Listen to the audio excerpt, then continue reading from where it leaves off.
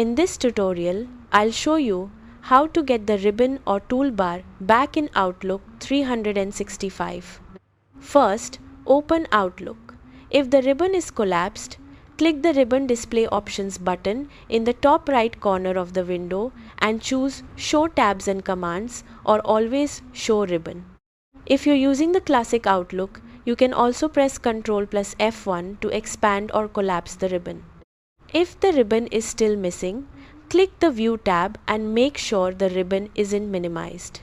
You can also right-click any ribbon tab and disable Collapse the ribbon if it's enabled. For Outlook on the web, click the Ribbon Layout or Expand Ribbon button near the top of the page to restore the full toolbar. Once the ribbon is visible again, your Outlook commands and tools will be available as usual. That's how to get the ribbon or toolbar back in Outlook 365. Thanks for watching.